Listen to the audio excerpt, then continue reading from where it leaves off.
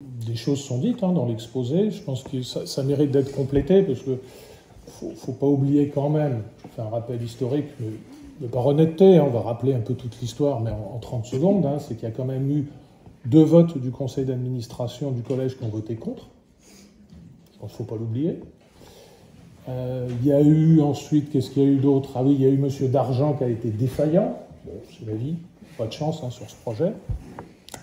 Et puis après M. Dargent, on a trouvé M. Alchimètre, et puis lui, on lui a fait une proposition de vente à moins 30%. Voilà. Nous, c'est ce qu'on a vu passer. Là, on ne parle pas de ragots, de papier ou de mail, etc. On parle de délibérations que vous avez adoptées et qui ont ponctué. Voilà. Ce que je rappelle, ça a ponctué l'histoire de cette affaire-là. J'entends effectivement que la ville, entre guillemets, n'a rien à voir avec ce projet, ou en tous les cas est indépendante, mais en même temps j'entends que c'est interventionniste, tout à fait, puisque c'est même marqué dans les délibérations du mois de juin 2022, pour mieux contrôler l'opération, la ville a souhaité intervenir, enfin voilà, donc il n'y a pas de débat, c'est la ville est partie prenante, à la fois dans la vente et à la fois dans la conception du projet. Il faut redire les choses dans son ensemble, et c'est bien de cela dont il s'agit. Alors, si on en revient à la délibération, la délibération, elle va surtout étonner sur un point. J'espère que vous avez bien compris, c'est que dans le 4e paragraphe, là, Alchimètre... on dit qu'Alchimètre, du coup, propose effectivement de... Qu'est-ce qu'il y a marqué? Alors, c'est à négocier avec la ville la cession à un montant de 290 000 en deçà des 10%. Donc ça, on rappelle l'histoire. À l'époque, ils étaient OK pour 290 000 et nous, on avait OK. Dont l'estimation a été mise à jour à 417 000 euros. Donc là, on lit que l'estimation du pôle des domaines était à 417 000 euros. Très bien. Et si on tourne la page, donc on est d'accord, estimation des domaines 417 000. Puis quand on tourne la page, là, dans le 3e paragraphe, on dit « Et donc, il est proposé que Alchimètre souscrive donc, pour un montant de 375 000 hors droits, taxes et charges, conformément à l'avis du pôle des domaines. » Donc, je ne sais pas, d'une page à l'autre, l'avis des domaines, la conformité à l'avis des domaines, sur la page 1, c'est 417, sur la page 2, c'est 375. Alors, il y a une phrase vachement pudique qui dit, il faut lire jusqu'au bout, il faut être honnête avec tout le monde, et en application des dispositions du Code général des collectivités territoriales, blabla. Donc ça veut dire en français... En application de ça, on leur souscrit moins 10%. Voilà.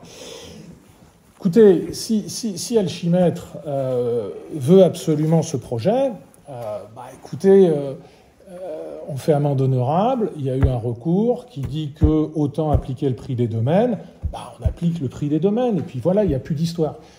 Alors ça veut dire quoi, cette petite histoire? On va dire, oui, mais ça, c'est la marge de négociation habituelle. Attendez... Soit on se remet dans les clous, ou on ne se remet pas dans les clous. C'est ça l'objet du débat, là, ce soir.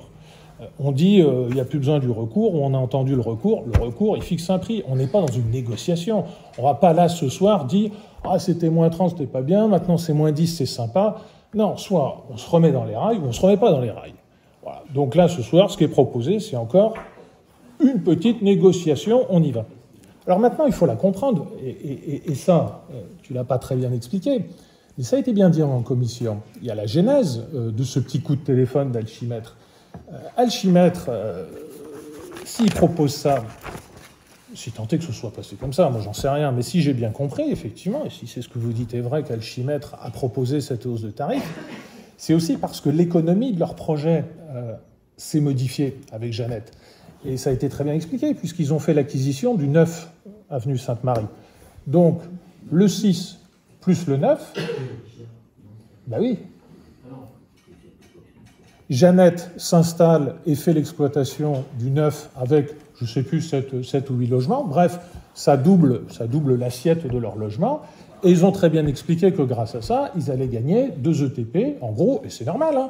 Le personnel va faire son boulot de prestation au 6, traverse le trottoir, si je reprends bien les termes effectivement de Jeannette, traverse le trottoir et fait les prestations. Donc c'est normal que le...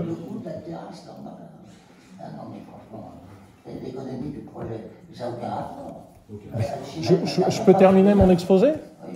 Très bien. Donc c'est normal et tout va bien.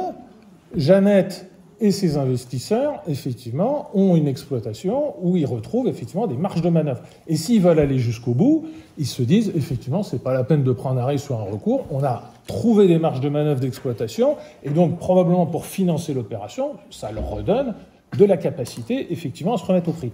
Vous voyez le truc. Donc c'est là où on est complètement, effectivement, partie prenante de leur modèle d'exploitation avec le prix qu'on fixe. Alors maintenant, il y a le choix. Soit effectivement... Non, mais vous pouvez rien. Enfin, la réalité, c'est comme ça, et c'est ce qu'on a entendu en commission, et c'est ce que vous avez oublié de dire à ce conseil. C'est que Jeannette, dans son opération, évidemment, retrouve des marges de manœuvre. Et d'ailleurs, vous êtes suffisamment prudent. Alors, je suis d'accord, hein, avenue Roger Salengro, ça a été corrigé. Mais il y a aussi une différence entre la délibération de la commission et celle du conseil. C'est qu'on ne souscrit plus avec Alchimètre, on souscrit maintenant avec 2A Sainte-Marie. Il y a une autre société qui est arrivée. Donc, écoutez, bah oui, donc on voit bien, et c'est normal là aussi, vous essayez d'arranger les affaires. Nous, on ne l'entend pas comme ça. Cette vente, elle doit se faire au prix, point final. Et on aurait pu encore négocier à l'époque, etc. Mais de toute façon, ce n'était pas notre projet politique. La vente d'une parcelle publique n'était pas dans notre projet politique. Bon, mais ça, c'est du passé, et je pense que ça vous concerne. Enfin, vous ne l'avez pas entendu. Maintenant, on est strictement, effectivement, dans l'application de quelque chose qui doit être cohérent.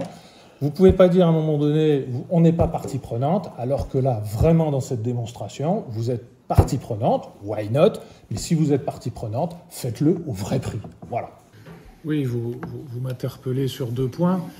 Je vais pas être trop long. Vous me dites quelle est ma vision de la ville. Je m'arrête juste sur ce bout de territoire. On l'avait déjà évoqué.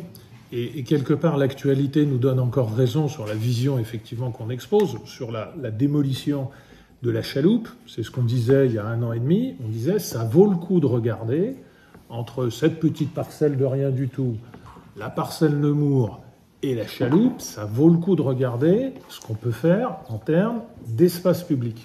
J'ai pas d'idée ou j'ai pas de vision en disant il faut faire une école, un machin, un truc. Je dis juste qu'on a un espace public et que ça devient très rare à Chaville d'avoir des espaces publics pour y mettre des services publics. Vous allez acter bientôt la fermeture du club de squash. Voilà, donc vous voulez faire une restauration scolaire, donc vous avez besoin de foncier.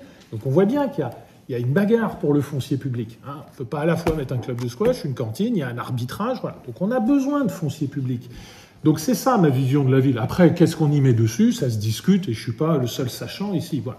C'est ça la question fondamentale. Sur le projet et sur la question des seniors, bah, vous évoquez tout ce que vous évoquez, pas de problème. Jeannette, pas de problème, bien sûr. Mais il y a un moment donné, il faut un équilibre entre tous ces projets qu'on veut et puis effectivement la question des parcelles. C'est ça notre vision, elle s'arrête là. Et le deuxième point, et je vous réponds sur la question des procédures, des recours. Écoutez, alors là je m'étonne de votre interrogation. D'abord, au précédent, je crois que c'était quoi, au mois d'octobre l'année dernière, vous disiez de toute façon vous allez perdre, vous passez votre temps à perdre, et je m'en réjouis, vous aviez même ajouté ça.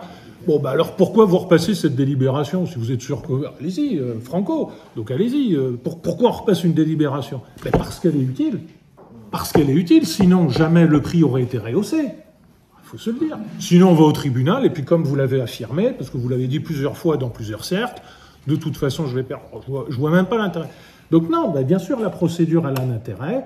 Elle a un intérêt pour protéger l'argent des Chavillois. Et rien que là, si jamais c'est adopté et qu'il n'y a pas de recours ultérieur, quoique, bah, on aura au moins gagné 20 points sur... 20 points sur le foncier. Donc bien sûr que c'est utile. Bien sûr que c'est utile.